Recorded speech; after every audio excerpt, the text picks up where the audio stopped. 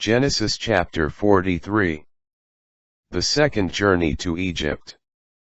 Now the famine in the land grew severe.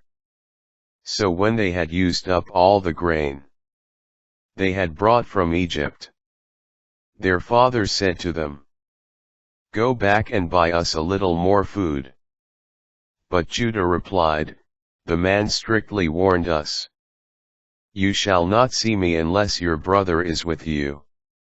If you are willing to let our brother go with us, we will go down to buy food for you. But if you are not willing, we will not go down." Because the man told us, "You shall not see me unless your brother is with you."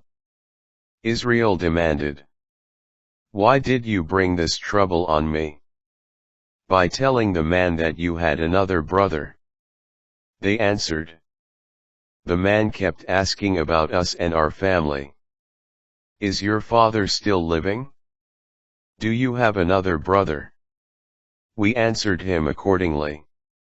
How could we know that he would say, "Bring your brother down here"? Then Judah urged his father Israel, "Let the boy go with me, that we may be off and on our way. If you and we and our children are to keep from starving to death, I myself will serve as a guarantee for him. You can hold me responsible for him. If I fail to bring him back and set him before you, I will bear the blame before you forever." Had we not delayed, we could have been there and back twice by now. Israel their father then told them, "If it must be so, then do this.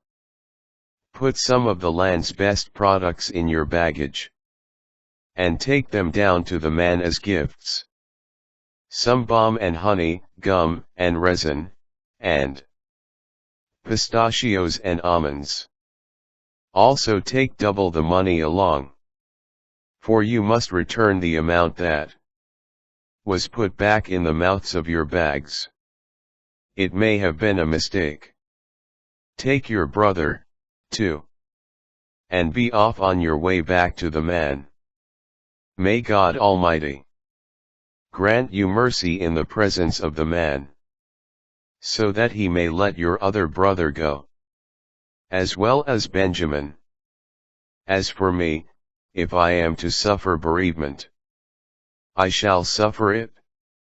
So the men took those gifts and double the money. And Benjamin, they made their way down to Egypt, and presented themselves before Joseph. When Joseph saw them and Benjamin, he told his steward, "Take the men into the house, and have an animal slaughtered and prepared, for they are to dine with me at noon." Doing as Joseph had ordered, the steward conducted the men to Joseph's house. But they became apprehensive when they were led to his house. It must be, they thought, on account of the money put back in our bags the first time, that we are taken inside in order to attack us, and take our donkeys and seize us as slaves. So they went up to Joseph's steward, and talked to him at the entrance of the house.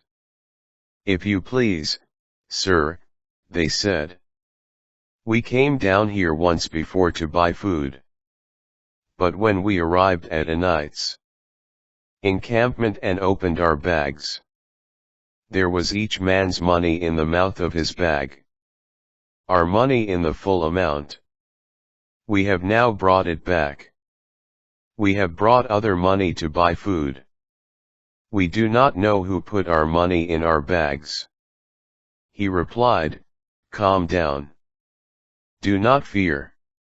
Your God and the God of your father must have put treasure in your bags for you. As for your money, I received it." With that, he led Simeon out to them. The steward then brought the men inside Joseph's house. He gave them water to wash their feet, and gave fodder to their donkeys.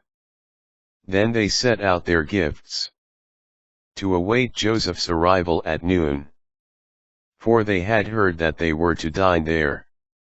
When Joseph came home, they presented him with the gifts they had brought inside, while they bowed down before him to the ground. After inquiring how they were, he asked them, "And how is your aged father, of whom you spoke? Is he still alive?" "Your servant our father is still alive and doing well," they said, as they knelt and bowed down. Then Joseph looked up and saw Benjamin, his brother, the son of his mother. He asked, "Is this your youngest brother, of whom you told me?" Then he said to him, "May God be gracious to you, my son."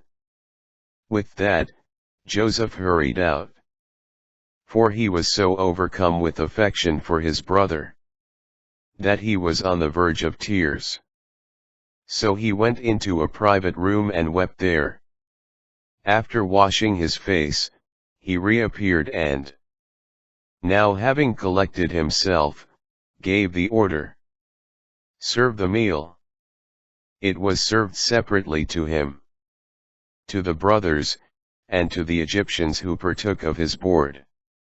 Egyptians may not eat with Hebrews. That is abhorrent to them.